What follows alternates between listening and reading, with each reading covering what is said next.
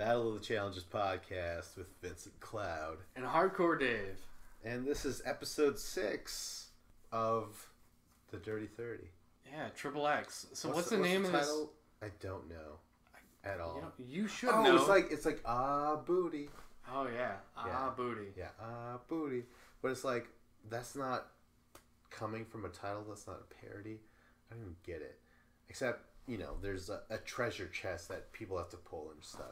Oh, that right. Kind of booty. Yeah. Oh, like a pirate's booty. Let's just get this out of the way right now. Dave, you haven't seen this episode. No, I haven't. But you have.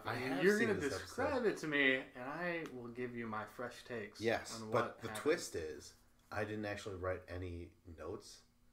And I'm just going to read an article by the Futurist Michael from the StopBeingPolite.com website.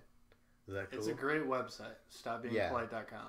It's efficient. I didn't want to go out of my way and say, this is amazing, check it out. Because, well, A, we don't have any stock in this website. It's not our website. You know what I mean? We're not getting paid by plugging this fucking thing. But if we were, it'd be nice, so, Yeah, the future is Michael. I think it's just one dude who writes the future, the StopBeingPolite.com. Out of, challenge websites that I go to, it's probably my favorite, though. Favorites. All right. Yeah. I think it's because it's the only one I take it for granted. When you're a teenager, you're like, fuck you, mom and dad. I can do whatever the fuck I want. And they're like, we fucking, we sacrificed and compromised just to bring you up, you piece of shit. You know what I mean? You're like, fuck you. You're too prideful to acknowledge how great it really is. You know what, Vince, once you're older and you're grown up, you're going to look back and be like, StopBeingPolite.com, you were great. You really took care of me. Right. Yep. They'll answer the phone when you're heartbroken and driving alone on a rainy night. You're like, Mom, she did it again. You know what I mean? So, yeah. But eventually, StopBeingPolite.com will need to go to the nursing home. No! And then you'll forget about her. And then you'll never visit her while she's there. Yeah.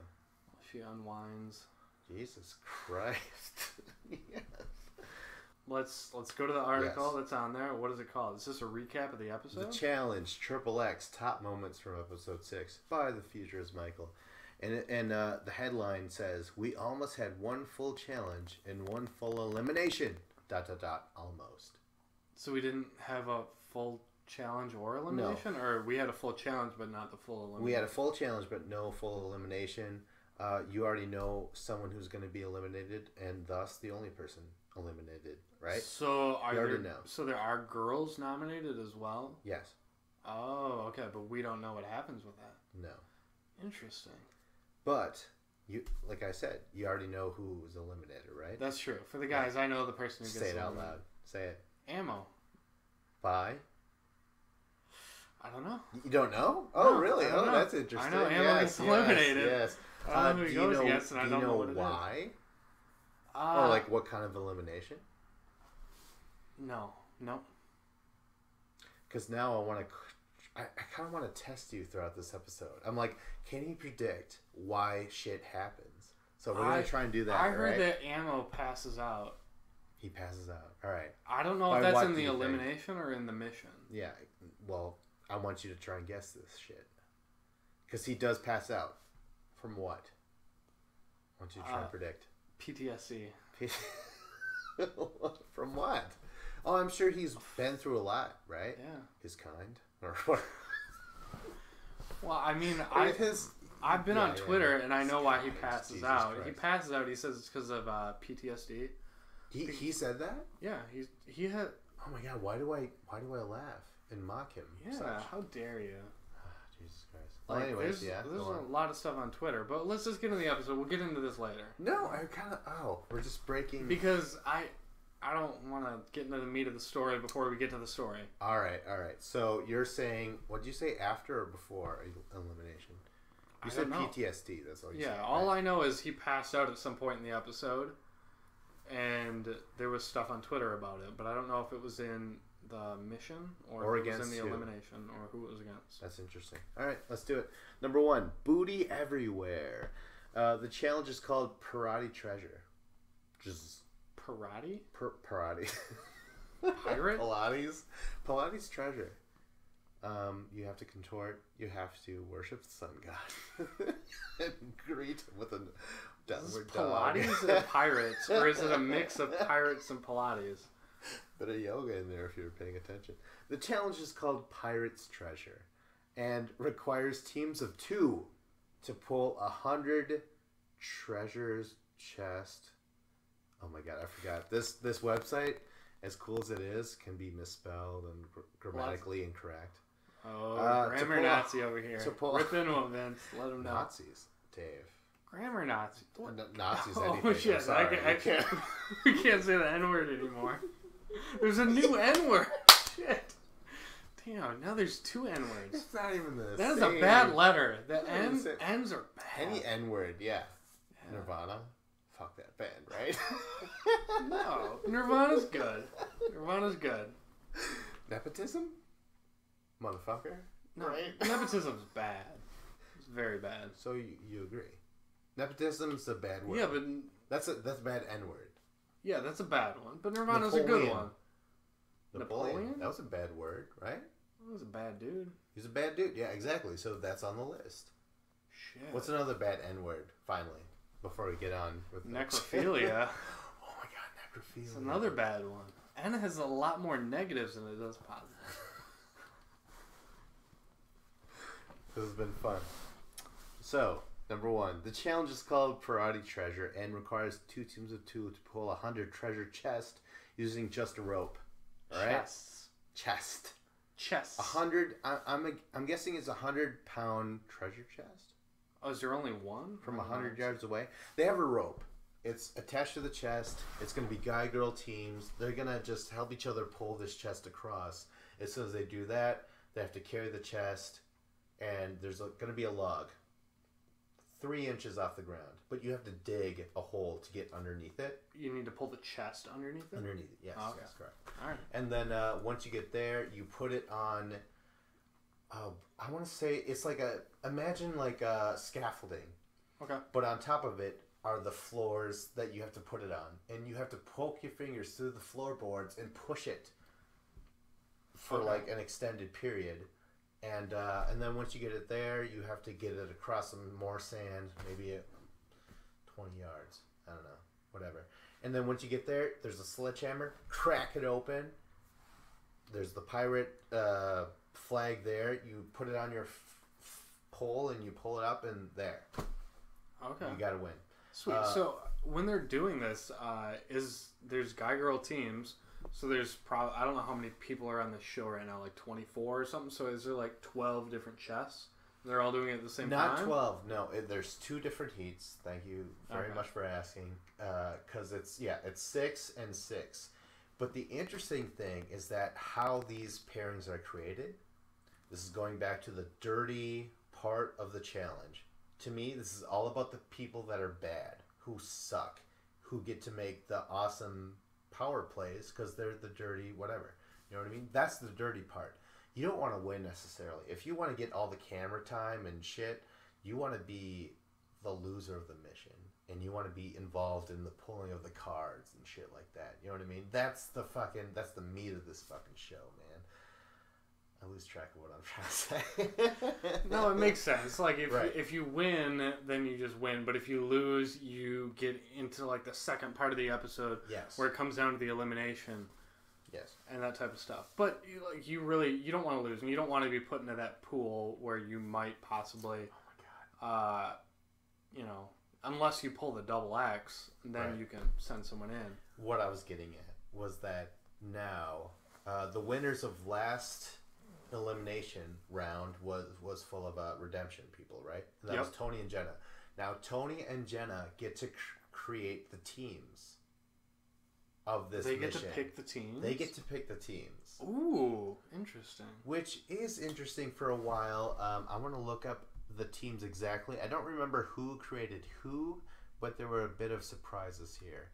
Let's see here. Jenna and Bananas. I believe Jenna just picked Bananas. Like, okay, I'm part of the first heat. You're with me. Great pick, right? Jenna and Bananas? Yeah, Bananas is a great partner. He's always good in missions. Yeah. If you can pick him for yourself, why not? Tony gets a pick. opposite sex. Camilla? Tori. Tori? Yeah. And I'm like, that's hot. But then stay away from her, Tony. Oh, because you're possessive over Tori because you got a big crush on her, don't you? Yeah, big throbbing crush. Okay. We'll leave that as it may. Next is Jordan and Kayla. Created by Jenna.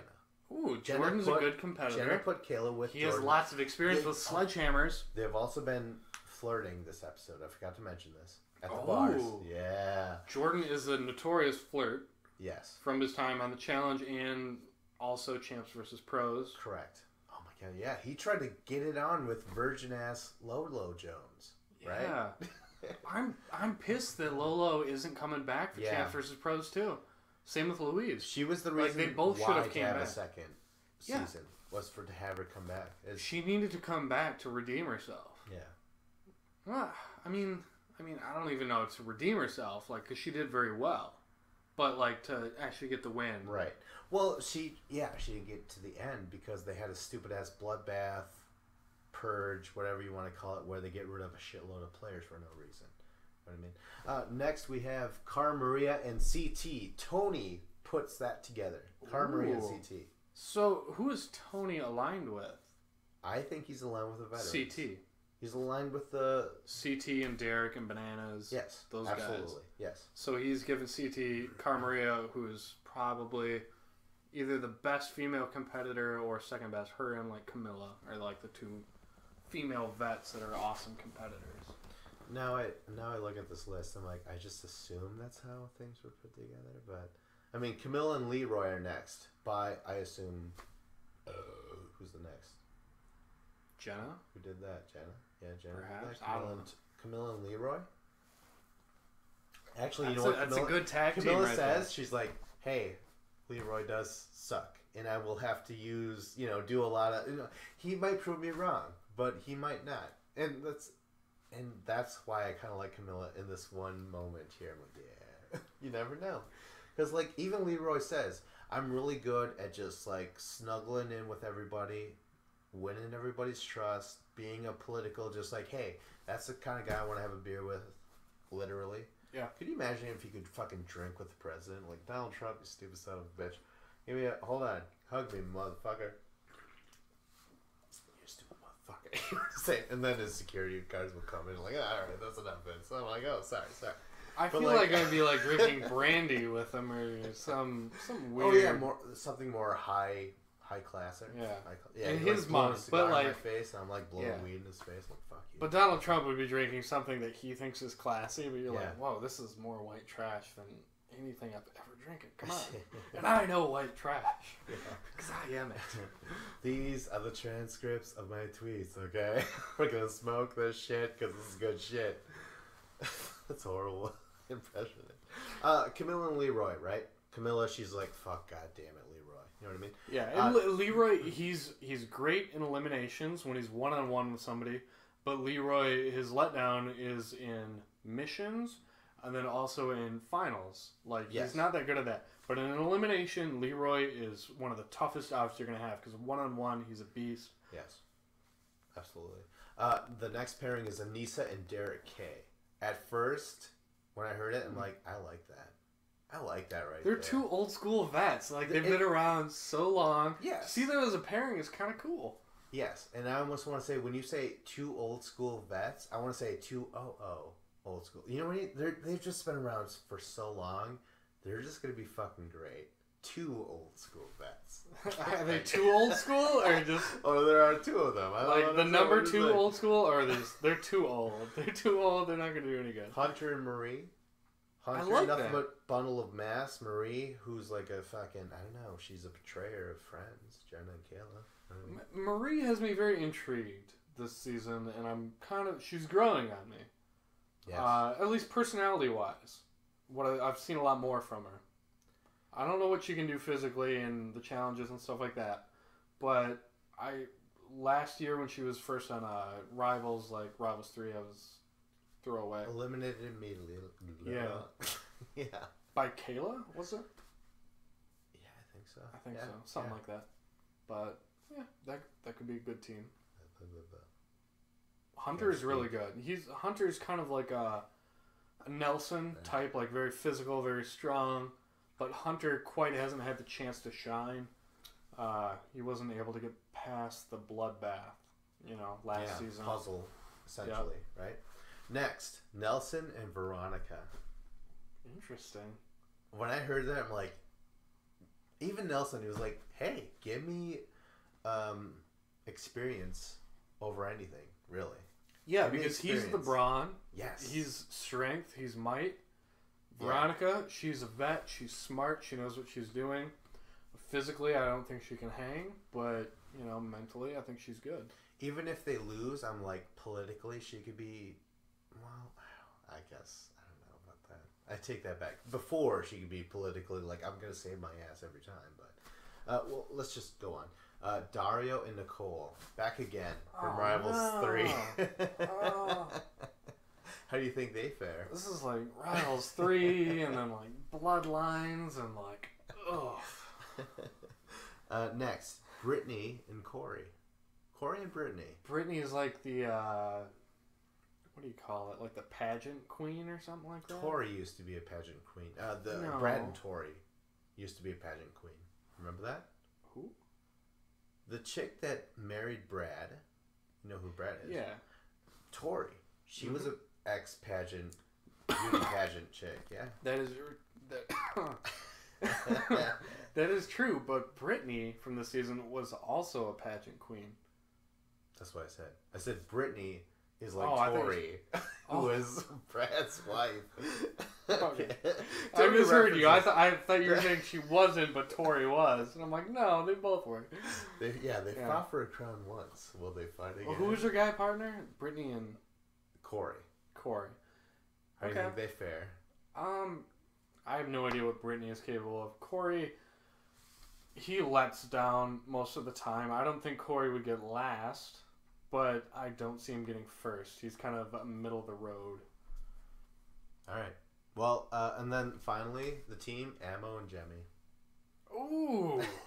Jenna puts that together. She's like, fuck I you, like Jemmy. that. Go because that's probably the worst girl in Jemmy.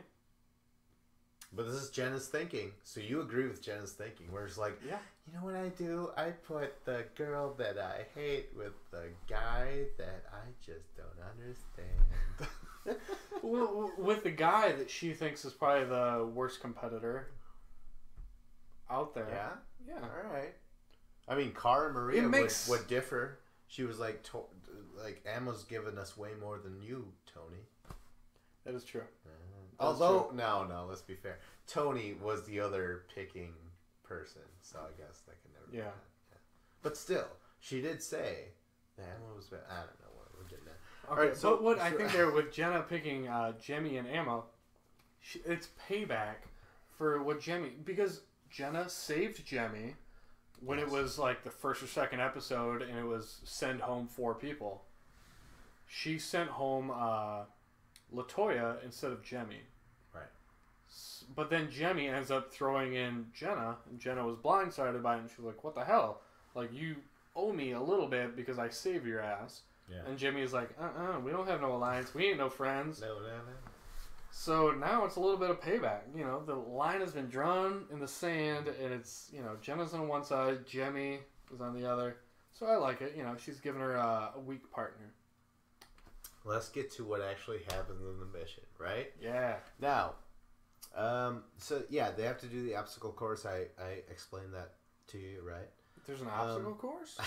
I thought they just had to drag. I mean, that's what they call the obstacle course. Oh, yeah. I thought they just had to drag the treasure chest. No. Drag, carry, dig underground, lift, put on the floorboards, although you're underneath it and you got to use your little fingers to go through the floorboards. It's really weird. Yeah. It's really fucking weird. And then you got to smash it and raise a flag and raise that up. So right? we gotta drag, carry, dig, push, and then smash a booty. Yeah, motherfucker. Yeah, that's exactly what you gotta do. Do it all for the booty. Yeah. I mean, if you want that call back, that's what you gotta do. If you're just looking for a one-night stand, You don't gotta do all that. You gotta do like maybe 3/5 of that. Maybe. You just gotta do the ending. You just gotta smash it. Yeah, really. And she's like, I was gonna say something. No, I'm not gonna say it. I was gonna say like, and then afterwards she's like, I was dry as hell, motherfucker. I wasn't even close. I'm like, oh shit, I'm sorry.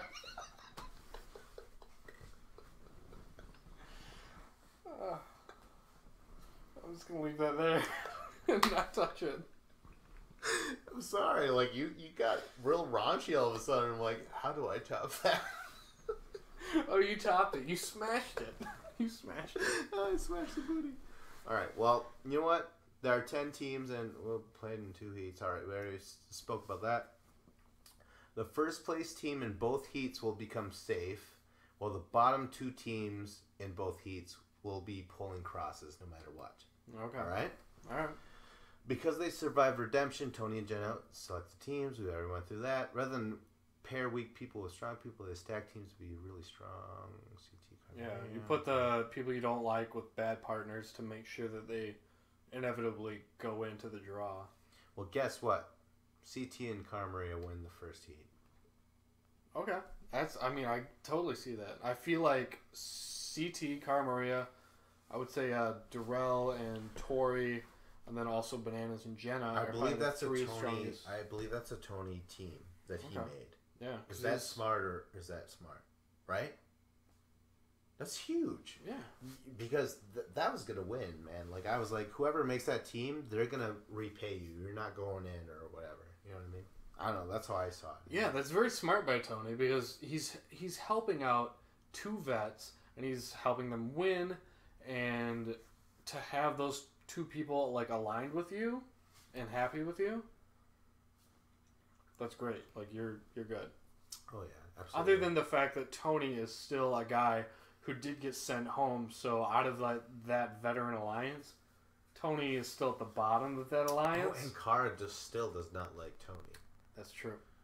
That's a weird thing for Tony to do, knowing that Cara still doesn't like him.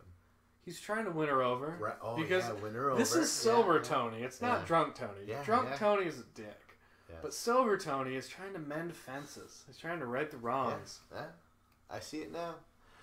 And then the second heat is won by Nelson and Veronica. Really?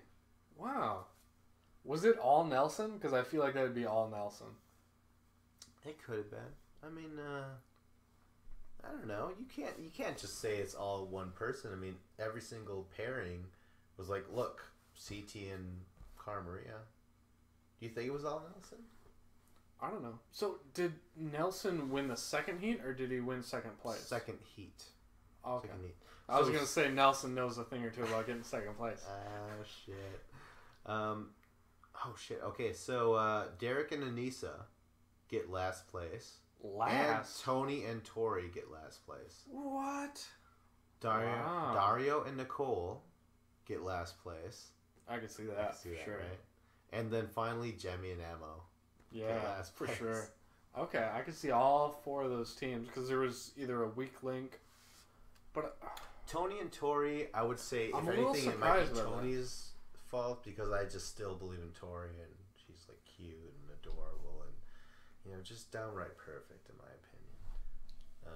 opinion. Really Tori? No love, yeah. Tori's she's a little slutty for me. And What? What do you mean? She's with one dude this entire time. Although she's giving me the eyes over the airwaves, I swear. I know. And I've noticed you getting this vibe, and I have not gotten this vibe, but you have. And based on that alone, I'm saying that there's something off about Tori. But yeah, she's faithful to Derek. And her man is gone, and she can't make any magic happen with Tony. All right. Tony can make magic happen with any girl, That's true. Ask his 3 children. 2 children? 2 children, yeah. Right. Well, there was a third. No, I'm just kidding. What happened to the third child? Wow, why would you pro-choice kid? or Why something? would you kid about the third? What happened to his third child? You know what it was? Prophylactic, right? Am I right, church? Tony doesn't use Prophylactic? protection. No? Okay. Well, you know what it was? What? Swallows. Not the birds, mind you. The act of consumption of the life force of man. All right, Moving on. Chapter 2, Rap Attack. Have you heard anything about a rap? A rap attack? Yeah. Because this is significant. Have you heard anything about it? No. Do they have a rap battle? Yeah. Like out of 8 There's a Mile? rap battle in the bus. Oh my god, All right. a rap battle. The cast goes clubbing, and Jemmy notices that Kayla and Jordan are getting awfully friendly, despite the fact that both have significant others at home. Oh, so they're both just like, hey man, that's another fucking... Where are we? Colombia? I don't know. Where is it? Colombia? I think it's Colombia, yeah. That's South America. Yeah. So they're just like, South America. That's the fucking rules you know what? There's If what happens in Vegas stays in Vegas, Yeah. what happens in a other side of the planet, it's below the Gets equator. their head chopped off. Gets their head chopped off? No, I'm saying that they were going to forget about it. Oh, right. There's no death penalty. Well, here. you know, if you get your head chopped off, there goes the memories. Let's just face it. That is And true. And I do mean, let's just face it. Decapitation, head, face. You know what I'm saying? All right, anyways, Rap Attack. The cast goes clubbing, and Jemmy... Oh, my God, I just read all this shit. They're... Kayla and Jordan, they're flirting up a storm, right? Yeah, and they maybe have significant others, but let's be real. Jordan is a significant player on all of these shows, and has always shown that. So the fact that he's in a relationship, it really means nothing. Yeah.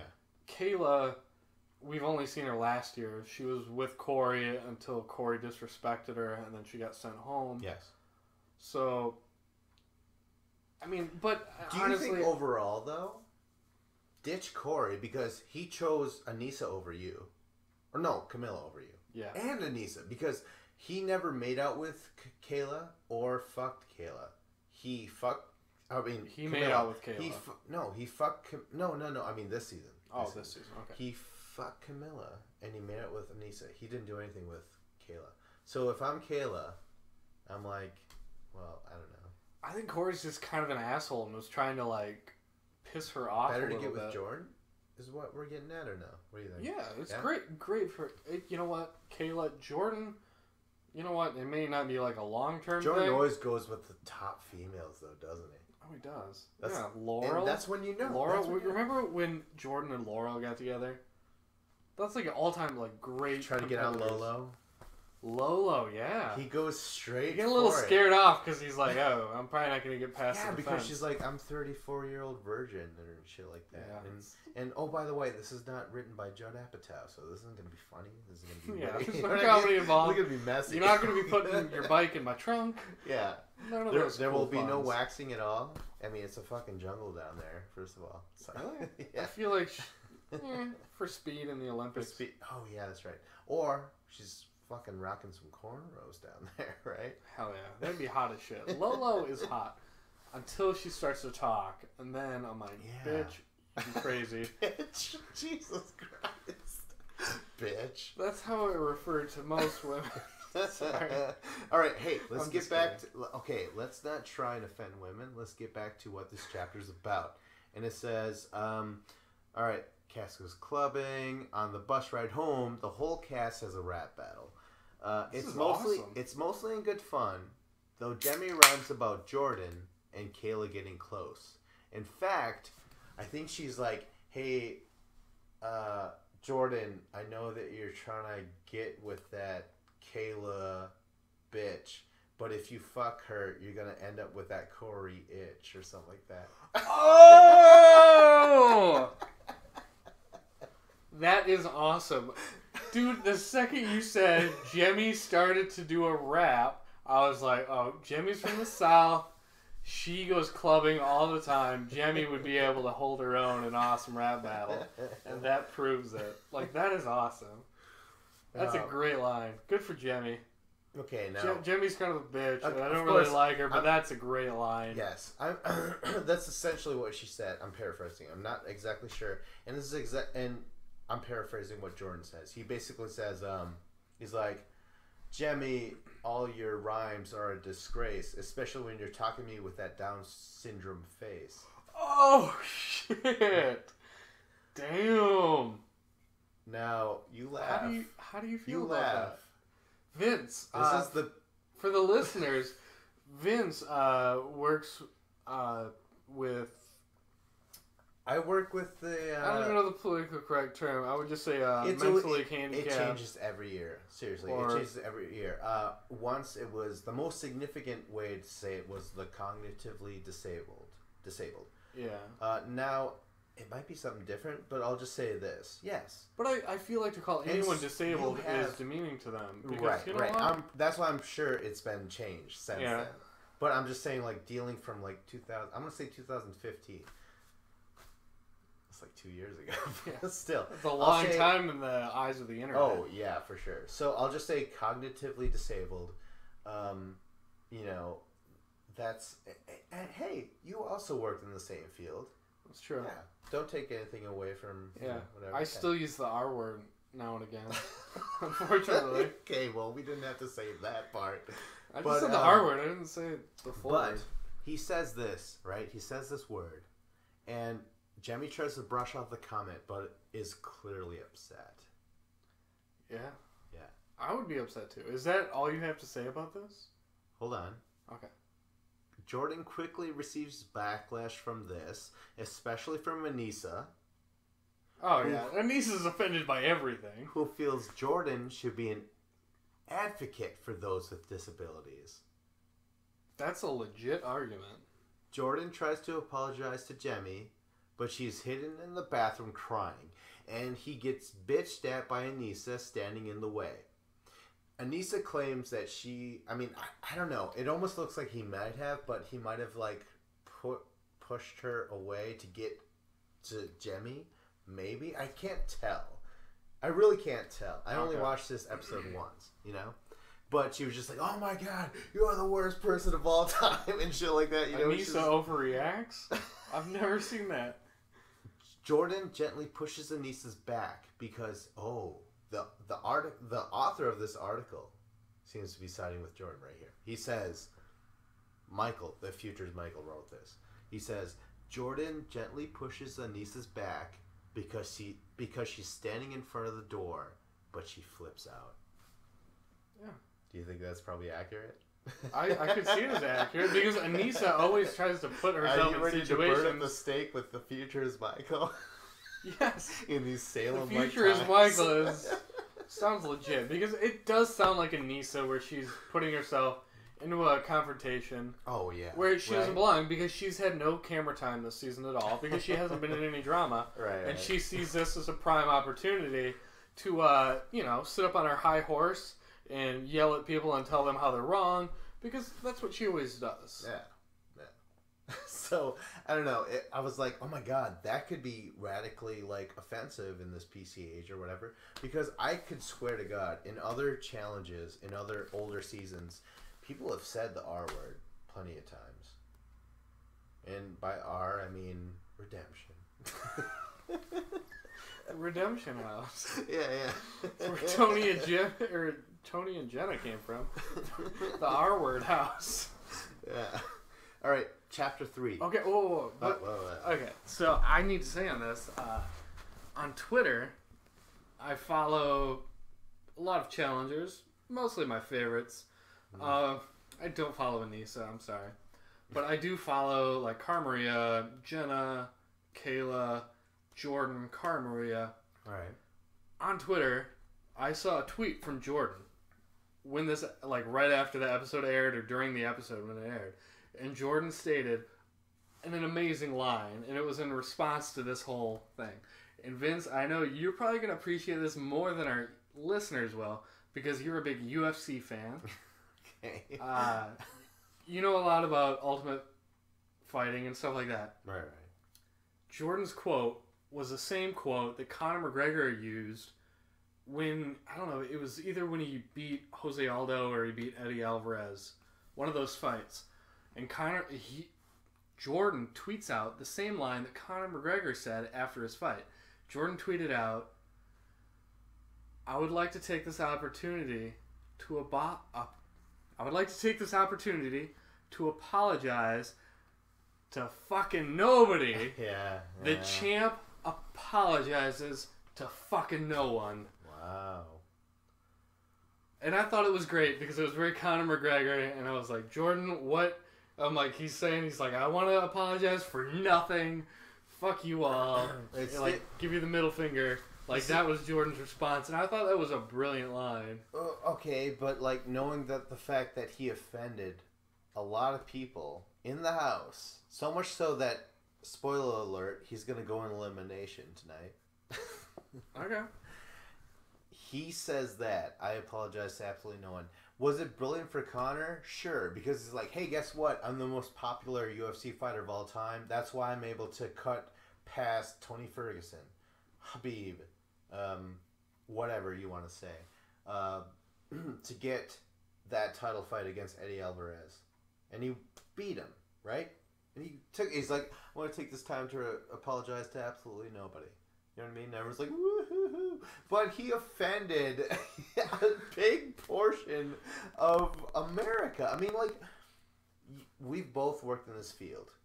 When there's a get-together, you're like, wow, okay, so your son is this, but, like, this person works with that, and they've been working with these clients for years and shit, so, like, we all know each other and shit, and there's a huge community in people of special needs, let's just say. You know what I mean? So... Special needs people can't be offended. Here it comes. Special needs people can't be offended.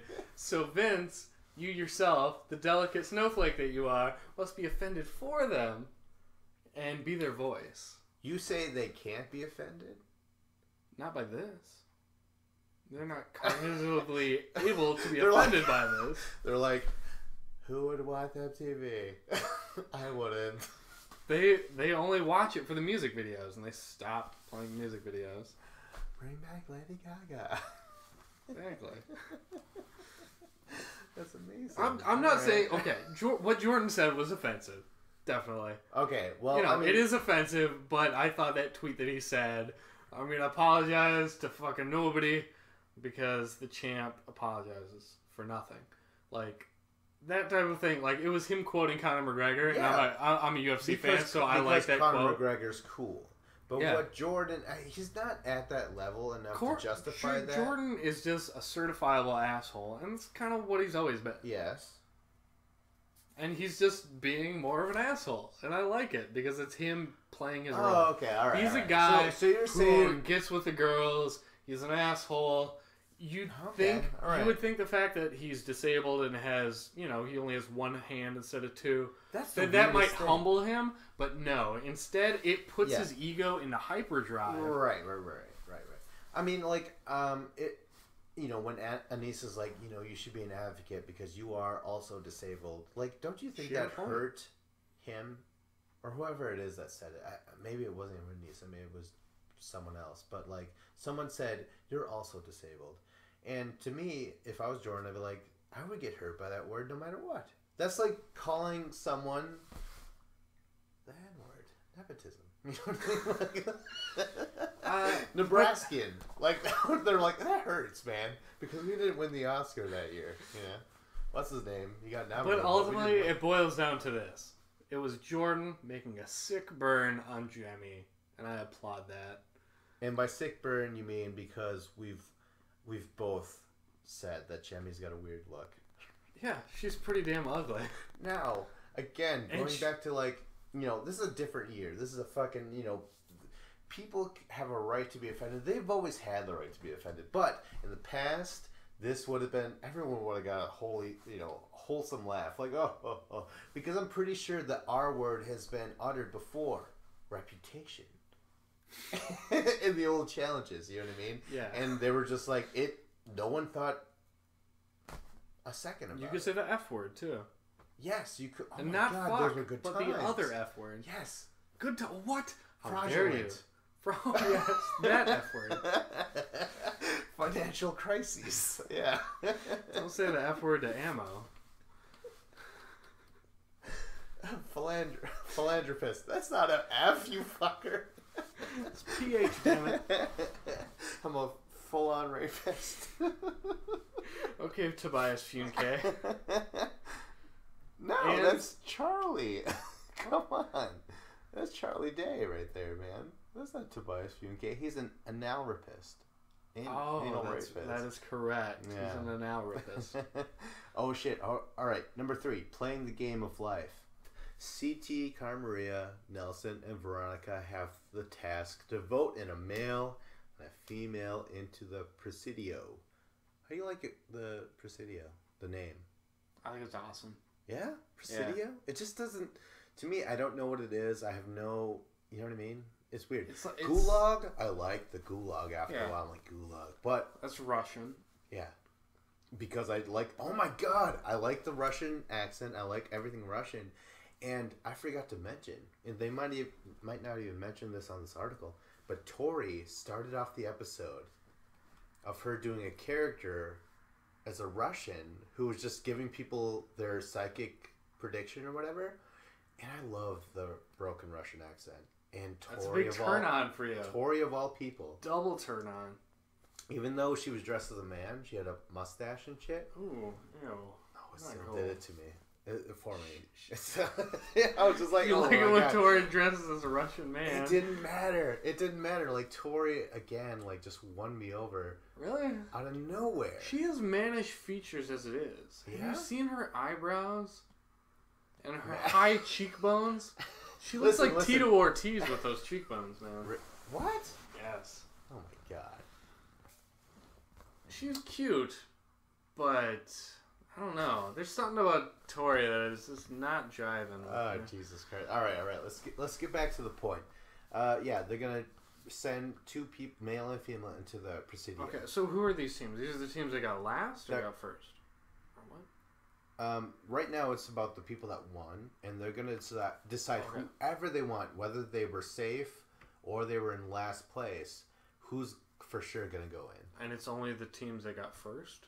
First and second? It's Carmaria, CT, Veronica, and Nelson. Oh, okay. Yeah. All right.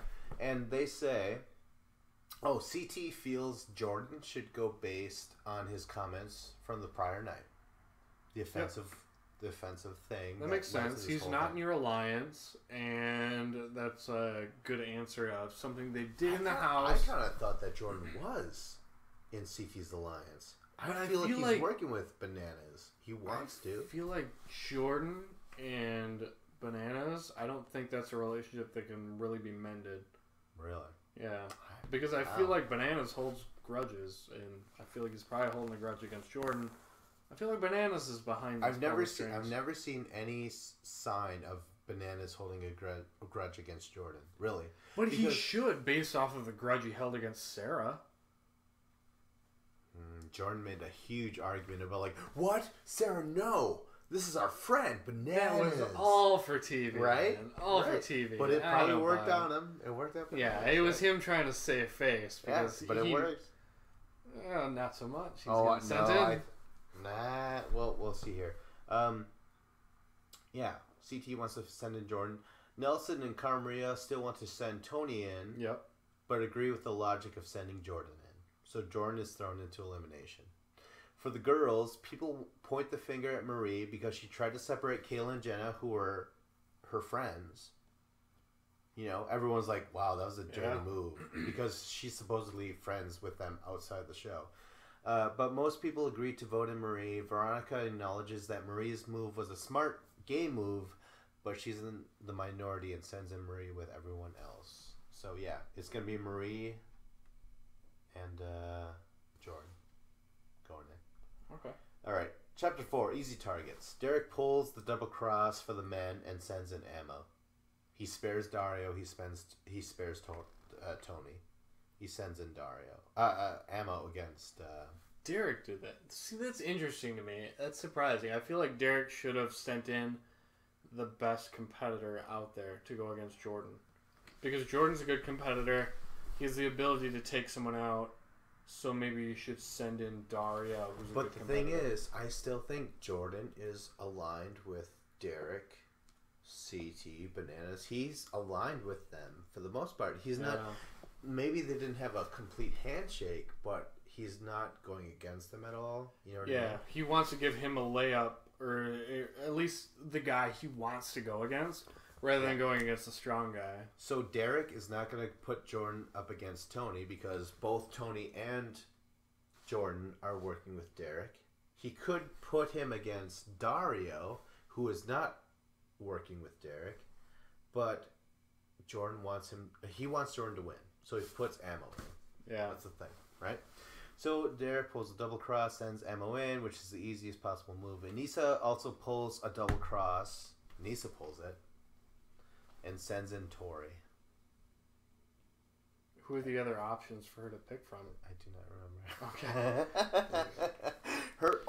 Wait, here we go. Her logics being that she knows Nicole and would feel bad sending in Jemmy after she was insulted that night prior by Jordan. Well, that makes sense. She's trying to, defend the person she was defending the night prior. In reality, she knows Tori is the biggest threat out of the girls. Exactly. All right. Like, out of those girls that are available, yeah. Patch Attack, Chapter 5. This Patch is the attack. elimination. Is this another pirate-themed patch? No. Like an eye patch no. like a pirate would wear? No. You're going to be in a circle, a big circle, in the dirt. Dressed like a pirate. You're going to be wearing a suit with a pirate suit? with 5 patches, well, maybe 6 patches on you. You're going to have 1 on each leg, 1 on each arm, and maybe 1 on the chest or 1 on the back or something like that. So maybe 6. And every time a patch is taken off, that's the end of 1 round. So whoever gets all 5 off first is the winner, right? So we're going to have Jordan. So you're in a circle with a person. Yes. And whoever rips off the patch first wins the round. Then you start over. Yes. Really? Yeah. So it's a lot of a reach advantage, here's right? the twist. Blindfolded. Blindfolded. Yeah. Too bad Wes you don't isn't have here. a He would teammate. dominate. You don't have a teammate at all. Yeah. Think about that. This is the first But blindfolded. you have probably the crowd is probably like cheering you on, telling you what direction to run yes, and stuff like that. But for the most part, no one specifically, like you can't rely on anyone's specific voice. You're coming in there, and as soon as you feel someone, you have to remember there's a patch on their arm, there's a patch on their leg. Yeah, you have to know what one you've already taken, where to reach for. Yes. The elimination is called striptease and requires competitors to wear jumpsuits with patches on them. The goal is to remove all 5 patches from your opponent's suit first. The catch, blindfolded, blah, blah, blah. So, despite Jordan getting the first patch, I swear to God, dude, Ammo was turning it up. He was getting the next 3 in the row. You know what I mean? Jordan would always come in. Well, he's only got one hand. Yes. That's the other thing. Jordan would come in and take Ammo down, like tackle him down, do throws against him. It was awesome. It was fucking cool. But eventually, he would come out with the patch. Ammo would. You know what I mean? So Jordan was down, and everyone was like, oh, he's fucking done, and shit like that. You know what I mean? And Jordan's like, all right, hey, I can't underestimate this guy. He already took Tony home, whether that was a fluke or whatever. I can't just fucking look past this guy. So Jordan turns it on. He still keeps on taking him down, banging him down and shit, and then struggling, and he's just catching up. He's catching those patches, and finally they're like left hand only or right hand, whatever. Whatever hand it is. I think he's got a right but no left.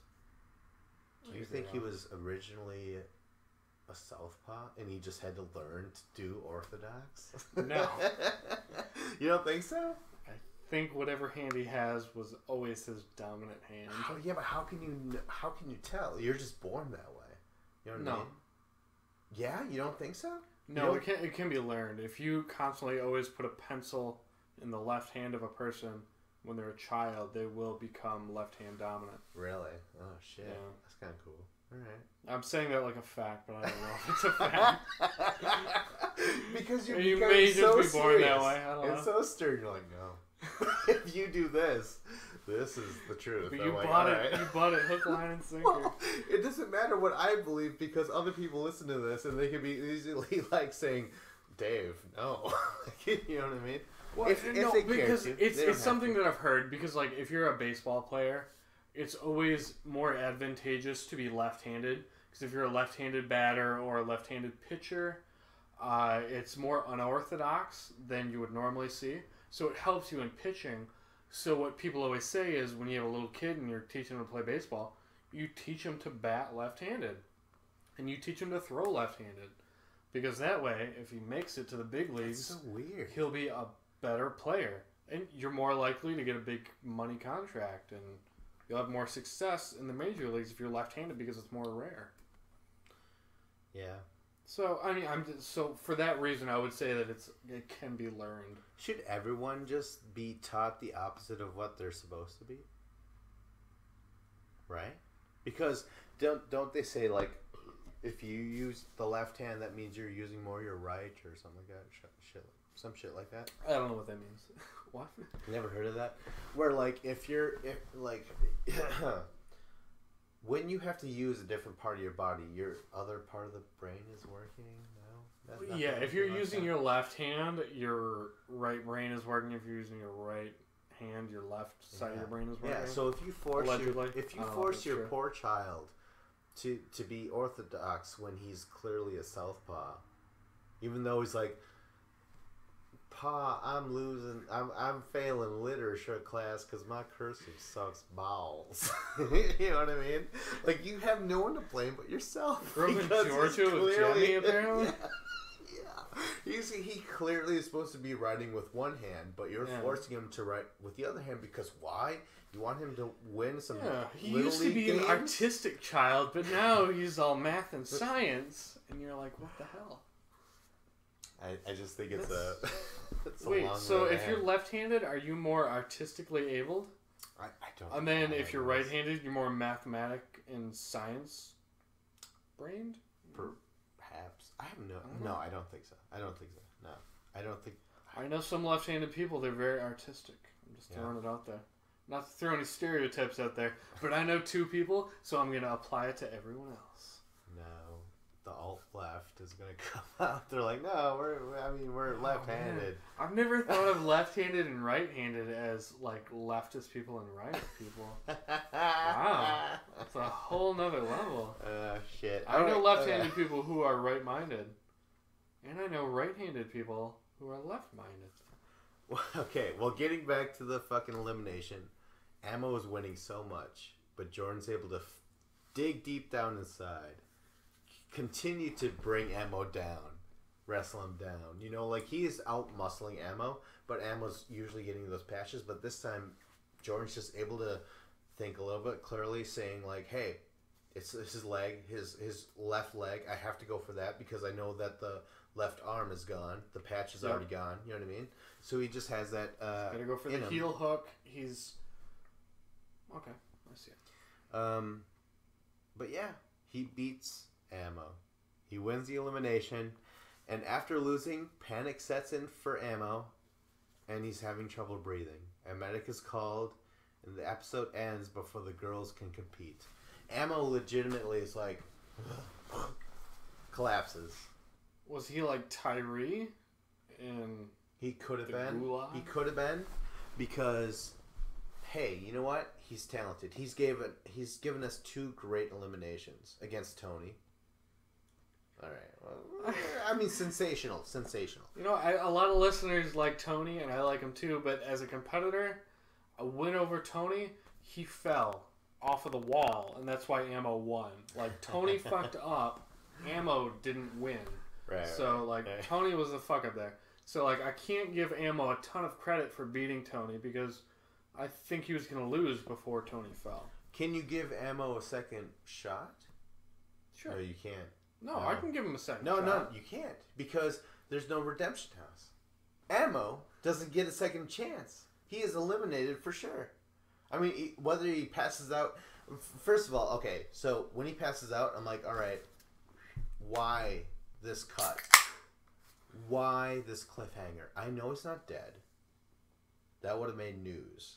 You know what I mean? Yeah. Someone would have said, hey, guess what? Some fucking asshole on a piece of shit show died. You know what I mean? Who cares? Yeah, if somebody died, we would have known. So we know he doesn't die. He doesn't We've die. ruled that out. And like, remember when Tony collapsed on the show of Bloodlines, his very first season?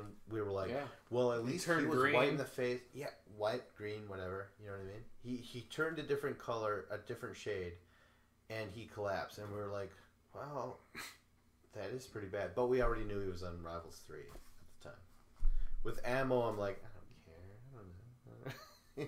You don't care? He's not going to die. And this is when it sank in. I'm like, you know what? We didn't get a full elimination. What I really wanted to watch was Tori. I wanted Tori to verse... What's her name? Marie. I wanted to see that. Let me watch that. Why do you put up this other shit? And then I realized again that the seasons, these recent seasons, take forever to get going. You know what I mean? Yeah, very slow build. A slow build. Fucking slow ass build. And I like it better when it's just starting. It's running and then a slow end, a slow burn to the end. Yeah. That's what I like. That is great. That is truly great. Yes. Because that's really what it's about. Yeah. Like, the challenge is great at the beginning when you're just like, bam, they're gone. Bam, they're gone. Bam, they're gone. And you're sending people home. And then at the end, you're like, oh, these are like the final 8 or 10 people there, 12 people there. And then you draw it out from that point. They deserve to be there at that point. But it's weird. Personality. They've reversed that in all of these recent seasons. Where now at the beginning, it's very slow and it's drawn out. We don't see full episodes. And then suddenly, like, episode 7, 8, 9, then they put it in a gear, and then people are just going home left and right. And you're not able to, like, actually savor the fact that someone's still there and someone gets sent home. You're not able to savor, you know, the relationships and the drama and the politics that happens. Mm-hmm. What about the fact that Ammo does not get a second chance? I mean, this is a serious issue for me. Yeah, because up until this point, everyone who's gotten sent home went to the redemption house and had an opportunity to come back into the house. Now people who get sent home, they don't have an opportunity to come back. No. But I think they knew that going into today's mission. You think so? I think they did. Well, because I never thought about that. Oh my god, dude! I never thought about that. So, like, after I had a good point for once. No, mark it down. I had a good point. But they've come back, and everyone. I just wish that was part of the show, where everyone's like looking around. They're like, "Wow, so then we're screwed." Yeah, like you can't get sent in because you have no second chance. That should have been part of the show. That would have made it better. I just want this show to acknowledge every dirty aspect of the thing. You know what I mean? Like, just if you want to call yourself Dirty 30, and it is. But it sucks though. It's the losers of the show that get to make the most sensational moves.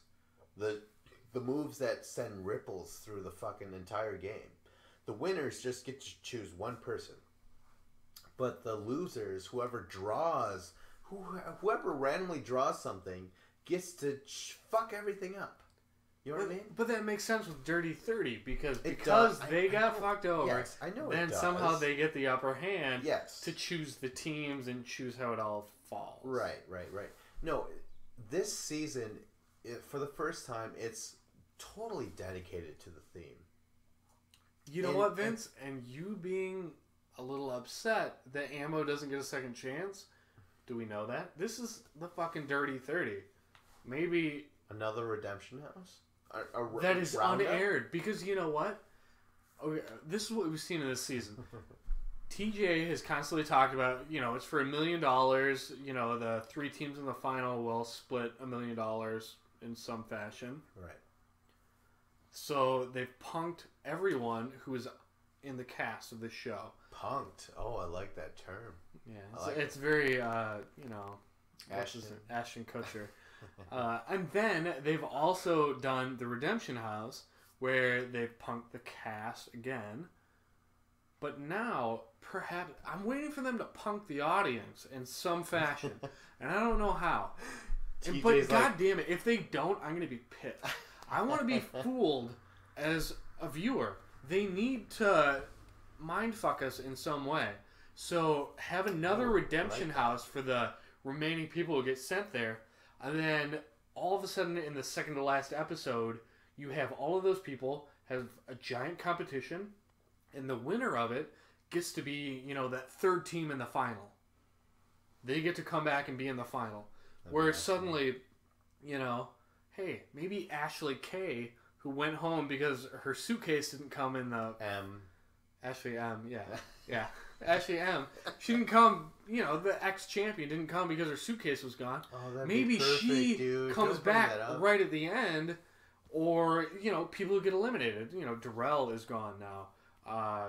There's not that many notable people that are gone yet, but they need to do something great because it's the Dirty 30, and they're setting it up that way to be something epic, so I want them to make it epic.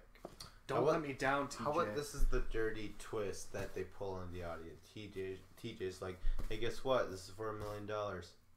I'm just fucking with you. It's for $250,000.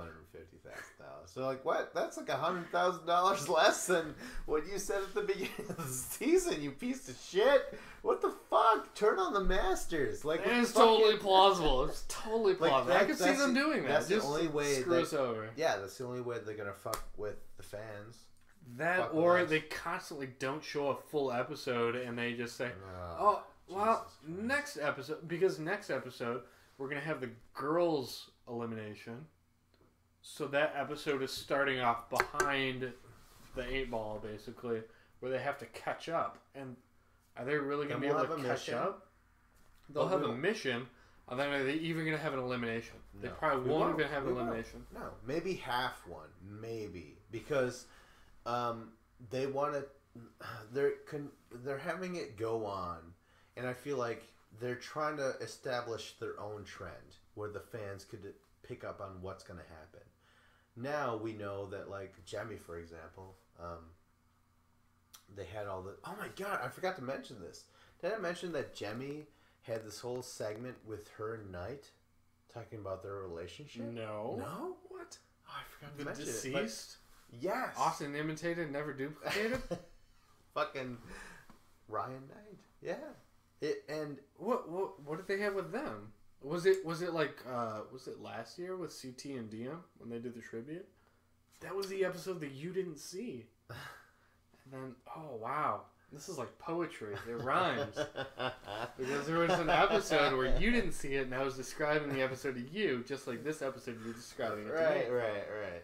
No, I'm just saying, like, instead of saying, Jamie was saying, like, hey, guess what? I used to date Knight, and I took a couple of years because it felt weird not being in here. Because, no, this is exactly what she said. She's like, this was always our world. And I'm like, oh my god, it was. She was never on a challenge without Knight being around. Ever. Even when they weren't teammates. No, free agents. She was there. But she got eliminated the first episode, so that doesn't count. She's like, what about, she's like, I cheated on you, Knight. Well, I gave it a little handy. It's like, alright, man, well, I fucking tongue boxed an asshole while you were... What? I don't even know what you're referring to here. Please elaborate. Tongue boxed an asshole. I don't even know what that means. Hang on, let me Google that. Anyways, tongue box? I think we're at the. No, we've been at the end of the episode. Let's just stop. No, right? I have more to say. What is there? What else is there to well, say? I have some Jordan, questions. he's continuing on. Good for him, right? Yeah. And Ammo gave a hell of a fight. Okay. Who wins Tori versus what's her name? I feel like Tori's more game competitor. Yes. But I don't think it'll be a blowout, and I think it'll be close. Like, I'm making the prediction for Tori. All right. But I'm not super confident. I'm maybe like 65, 66%. Like, Tori has this, I feel like. And that's just not me saying, like, oh my gosh, she's fucking hot and shit like that. I want it is. Kids. It is. But I mean, beyond I want that, you to you're going to back kids, it up. Whatever you want to say. You know what I mean? Yeah.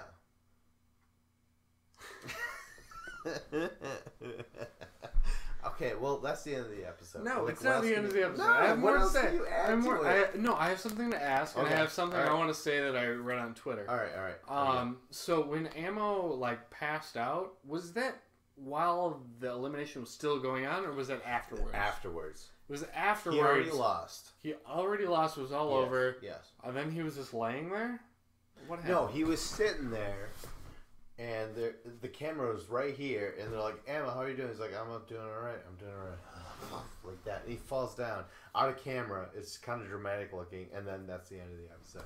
And I'm like, he's not gonna die, and he probably landed face first into his husband's lap.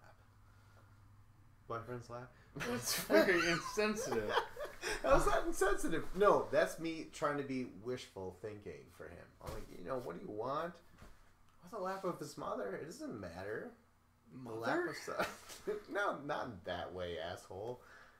In like an old, like, hey, mama's gonna take care of you. Just fucking lie down. You're gonna feel better. Because you know what he did? You know how many rounds he went against Jordan?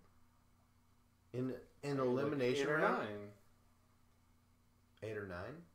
Yeah. I guess there's 5 patches each for each player. That would be 10 right. total. They probably went to 7 or 8 or 9. So, I mean, that's a lot. If you think about it, Jordan, he's not a slouch. Sure, he has one hand, but he's gonna... I mean, are you surprised that he eliminated Ammo, even though going into this you knew he was out? Are you surprised that's who it was against, in the fact that Ammo was ahead for a big chunk of that, and then Jordan came with a comeback. Came back with a comeback. Yeah. I don't remember your question, but I will say this. You know what? I'm gonna just stop this. This was episode 6. Ahoy, booty. Yeah. Battle of the Challenges podcast with Vincent Cloud. Like, subscribe, comment with Hardcore Dave. and tune in next week.